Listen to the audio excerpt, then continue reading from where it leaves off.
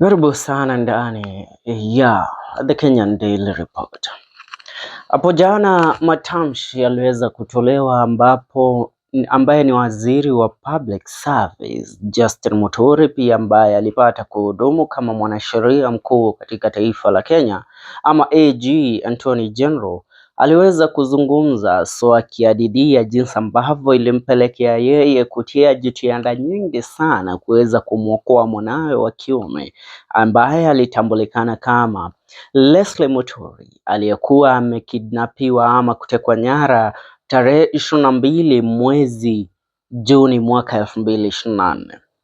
Now, the conversation that has been triggered and that is currently ongoing in regards to Justin Muturi's sentiment, where he has even gone ahead to dare the government of Kenya Kwanza for alleging that they will move a censor motion against him and to have him removed as the Cabinet Secretary of Public Service, is that many of them are alleging that Muturi currently is working in conjunction with the former Deputy President of the Republic of Kenya, Rigathi Gachagua, because he knows that there is no way that President William Ruto will ever again win the goodwill of the people of the Mount Kenya region, where him, Muturi, together with other cabinet secretary, about that 3/4 of the cabinet secretary, the cabinet of President William Ruto comes from the mountain.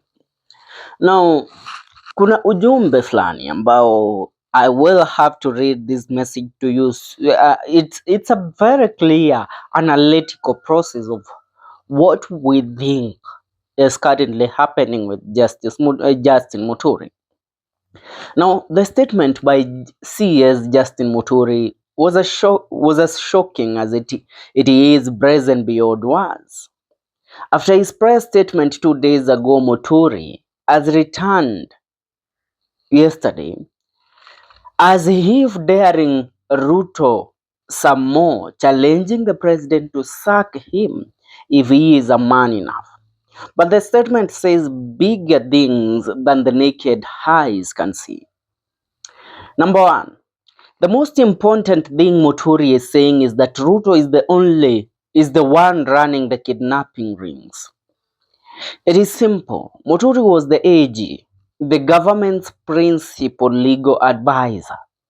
He had a seat in the National Security Advisory Council, where the AG, the president, the DP, the IG, the director of NIS, the CS of Defense, the CS of Interior Security sit at the same seat where Muturi was.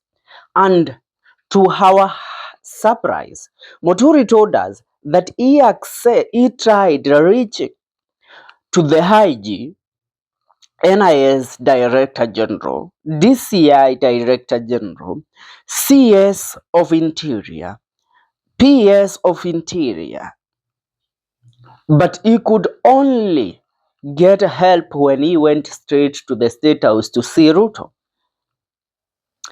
Yet these other people are all the people that Muturi used to serve with them in the National Security Council as the government principal legal advisor to the government of the Republic. So tell me, what type of government do we have where members of the National Security Council do not have a clear communication path? Now leave the cabinet aside. We are talking about the National Security Council. Here we have the Director of National Intelligence Service, Newlin Haji, the IG, Inspector General of Police, that it was Japhet Koome then, CS of Interior, Professor Kedore Kindiki, CS of Defense, that was Aden Duale.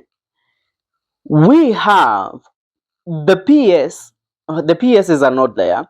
Let's stick to the DP, that was Rigathi Gachagua then, and the president, and him, the Attorney General. So tell me, if there is no communication path, a clear communication path within the National Security Council, how should we really evaluate how this country is run? Should we say that our country is in shambles right now because these people that are expected to run this country on the correct path or on the right path are currently in disagreement in one way or the other? Now, continuing, when he went to straight to Ruto is when Muturi got help. So what was Muturi saying? Simple. That the kidnappers are commanded by the very top. The orders come from the top of the food chain, from the State House, signed and directed by the President of the Republic of Kenya, President William Ruto. Number two, Muturi is willing to lose everything: power and prestige of cabinet secretary to stand with Kenyans. Again, simple.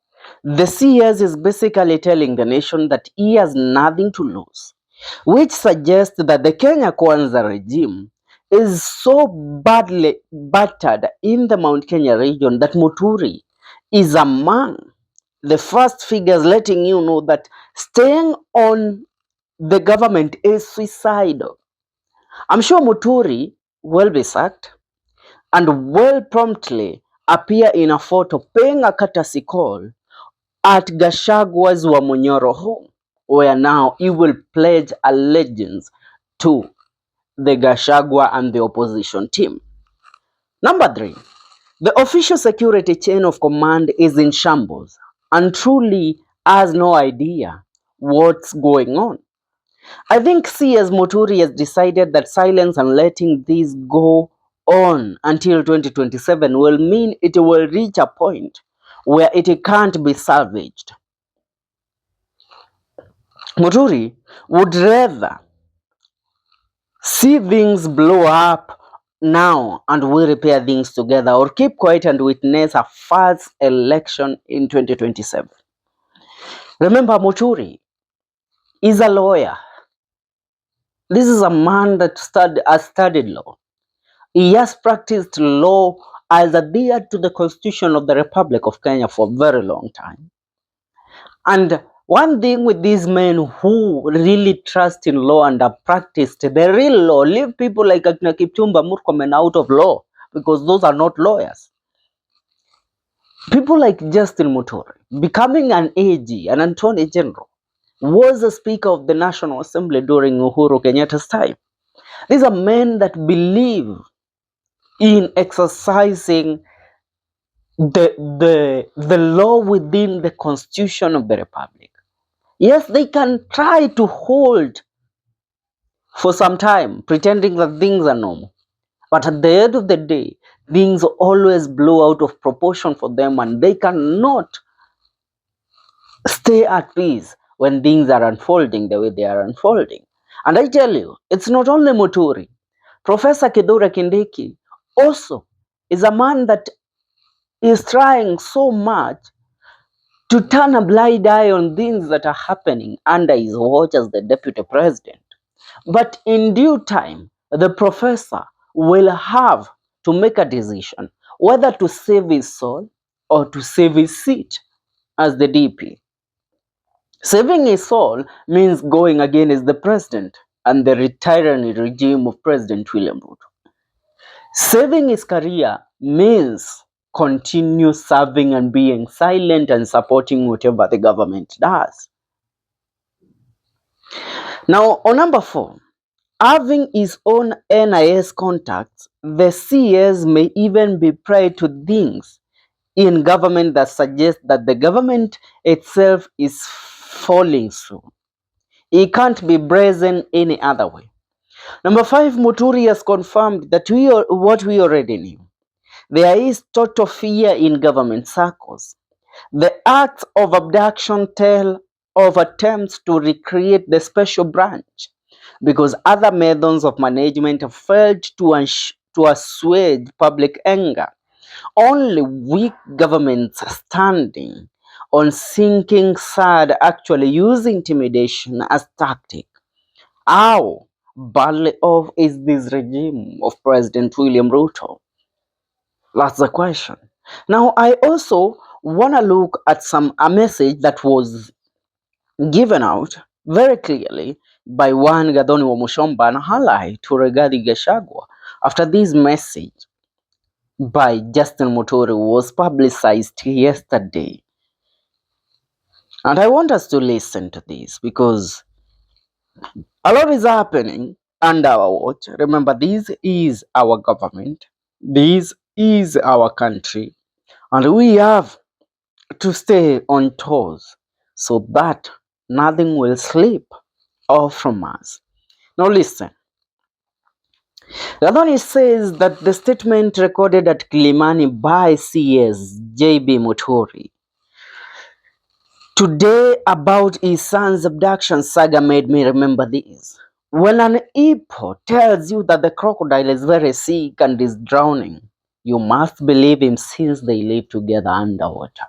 What is she telling us? When Justin Muturi tells you that the government is in shambles and the government of President William Ruto is shaken and does not know how to proceed from where they are right now, then we have to believe him because he has served with this man as his Attorney General, as his Cabinet Secretary for a very long time. They have been together since they started forming this government.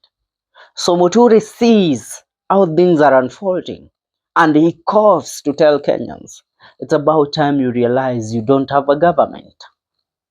Now, it's either you decide to return these people to power again in the year 2027 or remove them to save your country from sinking in the deep sea that it cannot be retrieved again. You understand? Now, the Director of National Intelligence Service, Newton Haji, is a man that is so full of himself right now. The power that he holds, he has, Newton Haji has powers and mandates over him more than the Deputy President of the nation has. Newton Haji controls these nations more than the CDF does. Because our CDF is one of the most humblest man that you will ever see. Yes, he was chosen to replace when our CDF General Gola passed. That man is the man that is supposed to be overlooking the security agencies. But have you ever had fingers being pointed at our military? Because they are the most displayed agencies that we have in this republic. It is the most displayed institution that we have. And the generals don't take that bullshit. They don't even condone whatever happens within the borders of this republic. But they cannot speak against the president. We have our four-star generals. They cannot, because the president and the people that have been given mandates and power, like the Director of National Intelligence Service, have been allowed to do anything that they want in this republic. You know, kidnappings in our republic have become the mode of the day. Now, if right now we are in the year 2025 and we're speaking about these because of people hearing their differences against the government openly, tell me what will be of this country by the year 2027, February to March, the year 2026, from January to December. What will be there? What will be happening? Now, we are at the beginning of 2025. Tell me, how many will have disappeared from January to December this year?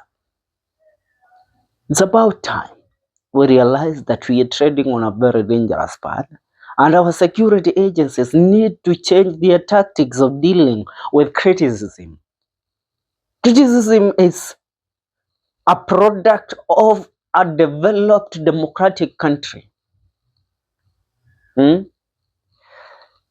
You know, pictures and cartoons have been made of Donald Trump, the president of the United States.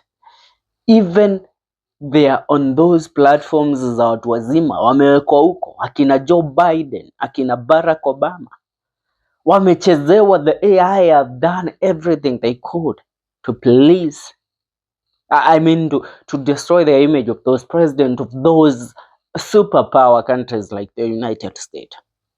But ushaisikia wao wakideal na hizi vitu, because they have important matters like stabilizing the economies of their countries, seeing that the residents of their countries are living well. But come to our country, where the president takes the matter of bloggers so critical and decides, you know what, mimi ndio nitandili na wao. That's what's up, down. What is your take? Leave your comment in the comment section. See you in our next video. Remember to subscribe. This is the Kenyan Daily Report.